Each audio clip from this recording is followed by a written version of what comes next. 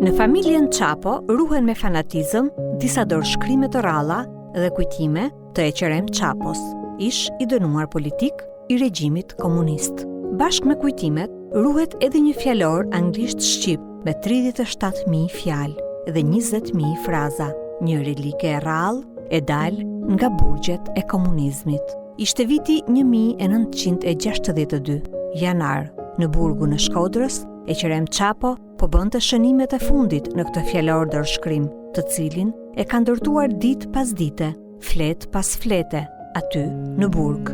Prej andej, ai ka mundur ta nxjerrë e ta ruajë në familjen e tij për vite me radhë, si një dëshmi të pastër të vullnetit dhe botkuptimit të tij intelektual, formuar në kushtet e mohimit të plot të lirisë. Billi Qapo, djali i Eqeremit, e shfleton dhe e lexon me mall këtë fjalor, të cilin ai, motra dhe vëllai e kanë si kujtimin më të vyer që ju ka lënë babai. Përmes këtij fjalori me shkrim dore, por edhe kujtimeve që ai ka lënë gati për botim, ata përfytyrojnë gjithë mundin dhe vuajtjet shpirtërore të të atit për jetimet e ditëve kur ai ishte një i burgosur politik.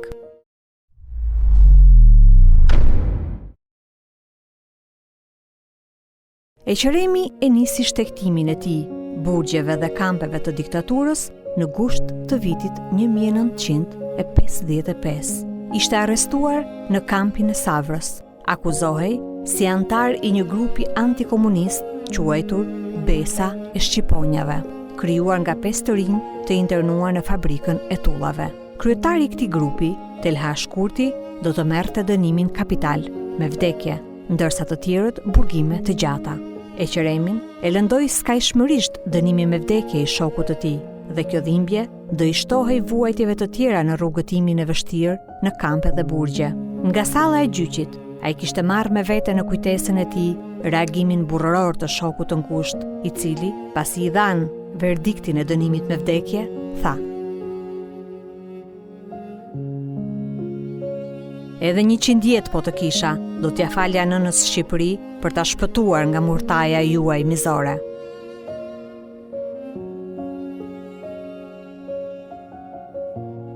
Ishte viti 1956, pas një izolimi të gjatë në periudhën e hetuesisë, por edhe 10 muaj të tjerë në burgun e Tiranës, Eqeremi shkrua në kujtimet e tij se e kishin zhvendosur në kampin e Rinasit, ku do të punonte së bashku me të burgosurit e tjerë politik për të ndërtuar aeroportin e Rinasit.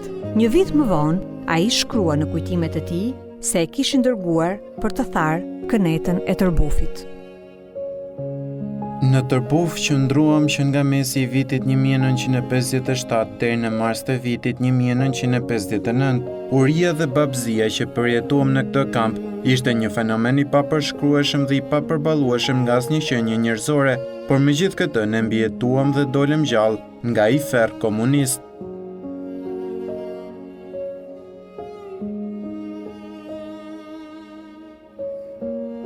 Eqeremi shkrua një episod domethënës mbi urinë në kohën e vuajtjeve në kënetën e Tërbufit.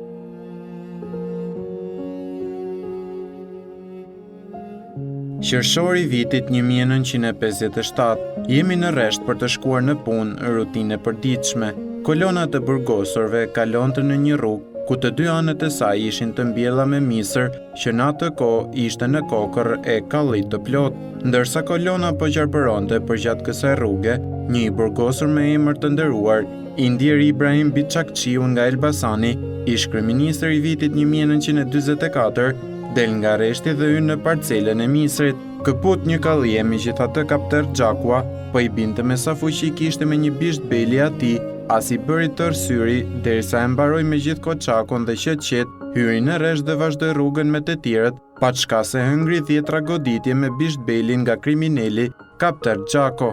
Kjo ishte uria që përjetuam ne nën katastrofën komunizëm, i cili kudo mbolli uri dhe gjak. Maj mend që më tregonte më kanë dashur të më vrasin disa herë, të më mbysin aty me baltë. vrapoja dhe bërtisja, që është i njerit, sepse edhe ata nuk donin që të më thoshte muaj që të mere vesh, apo njerëzit e tjerë ta kuptonin që vristi njerëz apo groposin njerëz. Aty më ka treguar se ka ndodhur të merre. Groposin njerëz, do të thënë ishe sot me të, nesër nuk e gjeje, nuk ishte aty. Edhe tregonin që i kishin groposur në për Baltra, në për marrën qethë e mishin kur mi tregonte këto gjëra. Me të vërtetë, edhe thosha me të vërtetë ka ndodhur këto gjëra. Po, ka ndodhur, thoshte. Ka ndodhur. Kështu na kanë bërë. Gjëra të tmerrshme. Eqeremi shkrua në kujtimet e tij se në Kënetën e Tërbufit kishin vijuar punën deri në marsin e vitit 1959. Në këtë datë, ai kujton se ishin zhvendosur në një tjetër kamp, në një tjetër kënet, tashmë në Thuman të Krujës. Kampi përsëri komandohet nga Vangjil Rëmbeci, tashmë i njohur dhe i afruar si komandanti më mizori të gjithë kapeve të punës së diktaturës hoxhiste, edhe këtu si në Tërbuf, punë e rënd e urije pa parë. Kapter Gjakua, protagonist numër 1 i torturave, e gjeje kudo e kur do herë të gatshëm me një bisht beli në dorë për të ndrejshër ndonjë të pabindur. Unë siç po duke e kisha mbyllur këtë kapitull, mundohesha të mos i krijoja me të lashe vetes. Natyrisht punoja i sforcuar dhe pa pikën e dëshirës për të vënë gur në themelet e asaj monstre, mundohesha me të gjithë mënyrat për të mos rënë në sy. Kjo atmosferë skllavërimi mbizotëron në të gjithë kujtimet e lëna nga Eqerem Çapo për kohën e shfrytëzimit të tyre në këto këneta.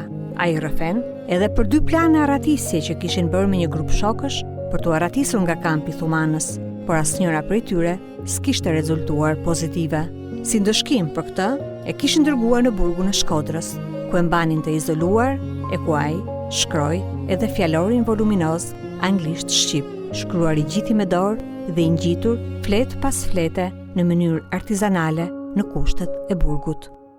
Në Shkodër ndenja 2 vjet, në dhomë ishin 40 veta, ndanin me njëri tjetrin 50 cm hapësirë, kaq kërkoi gjerësia e 2 shekut ku flinim, secili harxhonte kohën sipas dëshirës së tij. Shumica, të rinj, studionin gjuhët e huaja, të tjerë loznin lojra të ndryshme aty. Unë u mora kryesisht me anglishten, punova shumë për një fjalor anglisht shqip, të cilin ma lidhi dhe ma sistemoi Xhahid Xhaferi, një shoku im i burgosur që ishte me mua aty. Ky është një fjalor me 37.000 fjalë dhe 20.000 fraza. Në fakt, ja ka lënë motrës, po ta shihni, motrës time ja ka lënë, e ka shkruar në Shkodër 1962-shin. Siguronte flet dhe shkruante dhe për ta bërë këtë ka bërë në mënyrë artizanale duke kërkuar ndihmat në për njerëz apo të tjerë me ngjitsin, me kopertinën, tregonte kishin përdorur edhe hekur rrobash për të bërë këto ngjitjet. Edhe e ka mbajtur motra ma ka lënë mua, sepse ka pas ka lëvizur shumë nga Shqipëria në Europë, kishte hallë se mos e humte, edhe ma ka lënë mua këtë. Mbaj si gjën më të shtrenjtë të babait. Kjo është kujtimi i vetëm që kam nga babai, që na i ka lënë neve. Dhe më pëlqen që e kam në dorë. Babai e dinte me gramatik, e dinte shumë mirë anglishten.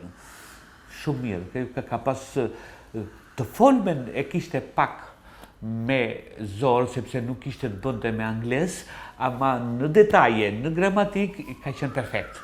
Perfekt për gjitha. Për periudhën e izolimit në burgun e Shkodrës, Eqerem Çapo shkruan në kujtimet e tij.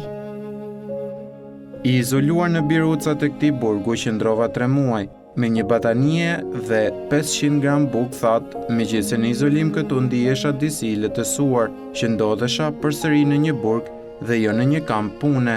Mendoja se izolimi do të mbaronte shpejt dhe unë do të bashkohesha me shokët e do vazhdoja jetën normale si gjithë të burgosurit e tjerë.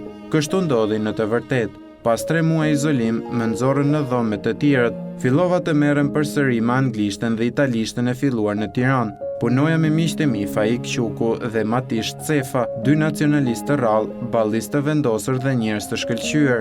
Ato 2 vite në burgun e Shkodrës do mbetën në kujtesën time si 2 vjet që më lanë gjurmë pozitive në jetën time, mbasi aty më krijuan mundësi që të studioja sikur të isha në një universitet.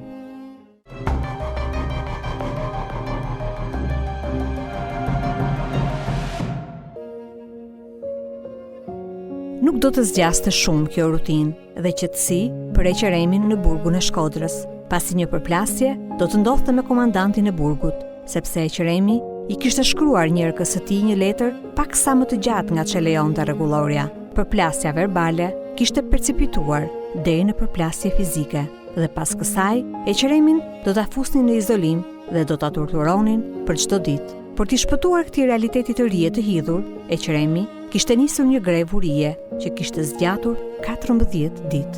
Vetëm në dhjetor të vitit 1962, ato e largojnë nga burgu i Shkodrës dhe e transferojnë në burgun e Burrelit, një tjetër vend vuajtjesh ekstreme për të cilat kapter Aslani, siç thotë Eqeremi në kujtimet e tij, e kishte njoftuar që ditën e parë. Kapter Aslani ditën e parë të komunikimit me të, më tha: "Këtu i thon Burrel, ku hyn dhe nuk del më." Kjo ishte një e vërtetë ogurzez, mbasi në këtë burg ferr komunist kishin lënë eshtrat me 10 nacionalistë shqiptar të cilët kundërshtuan dhe luftuan murtajnë komunizëm. Tashmë unë u bëra banor i këtij burgu. Në dhomë ishin afërsisht 50 veta dhe në këtë burg, ashtu si dhe në Shkodër, ndanin me njëri tjetrin një 40 cm zhvend. Kaq kërkoi gjerësia e dyshekut të kashtës ku flinim.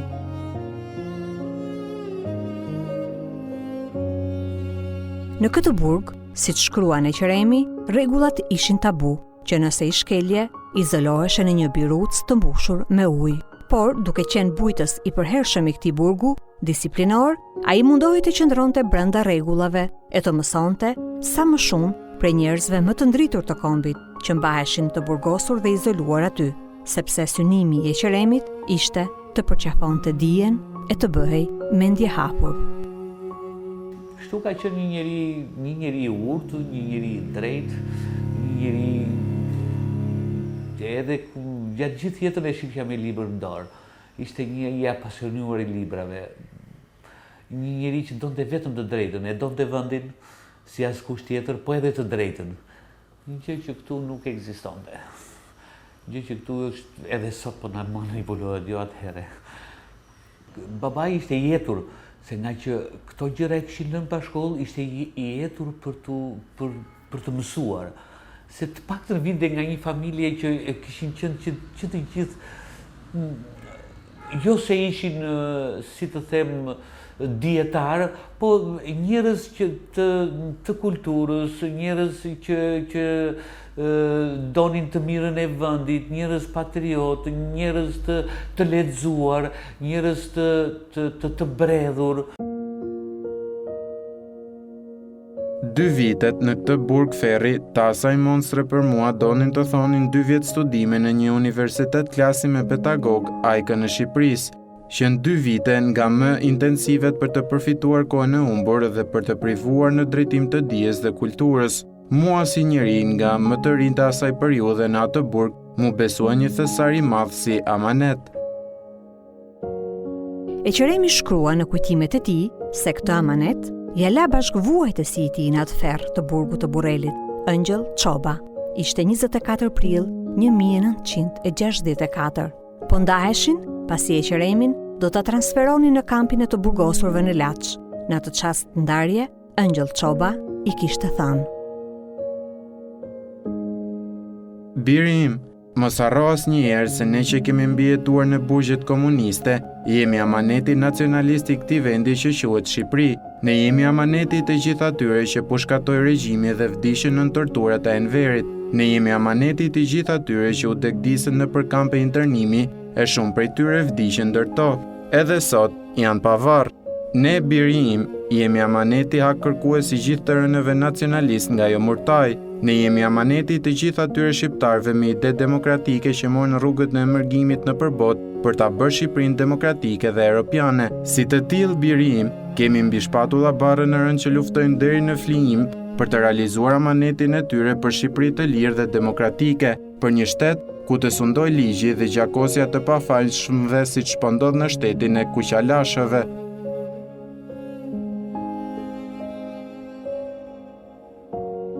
Prilli i 1964-s do të shënonte edhe pjesën e fundit të rrugëtimit të vështirë në përburgje për Eqerem Çapën. Në kampin e Laçit, ku po ndërtohej uzina e superfosfatit, ai do të kryente edhe pjesën e fundit të dënimit, por fatkeqësisht do të dilte nga ai kamp i gjymtuar. Një aksident i rënd ndodhur në punë në shtator të 1965-s do ta bënte invalid Eqeremin. Po montonim një shnek hirash që peshonte 3 ton. Ishim një grup 5 vet, unë, 3 kinez dhe inxhinieri Xhelal Stamo. Për të vendosur shnekun në bazament përdornim një autovin dhe një paran godore. Ne, nga brenda bazamentit, ku do të vendosnim e tërhiqnim me një parango për ta çuar në vendin ku do të vendosej dhe Vinci, e mbante në peshë dhe lëshonte sipas kërkesës tonë. Erdhi një moment që shneku nuk komandoi më nga Vinci, mbasi një spirale e tij kishte ngecur në një kolon betoni. Nga tërhiqja me forcë mekanike të parangos, këputet pjesa e kolonës ku kishte ngecur spirali e shnekut dhe ai vjen me një forcë të pakontrolluar në drejtimin ton, ku me atë peshë dhe forcë që kishte, do të na shtypte duke na bërë përshesh të pestëve. Unë për të evituar një mundësi të tillë, i dola përpara për t'i ndërruar drejtimin dhe kështu ndodhi. Shneku tashmë në drejtim të ndryshme nga ndërhyrja ime, më merr mua përpara dhe më përplas me një kolon betoni dhe aty ndodhi ajo që kishte tërë mëngjesin që përvijoi në tërë qenien time. Më pret këmbën e majt duke më coptuar gjurin. Thonë që ky është destini që vendoset që në natën e 3 të lindjes.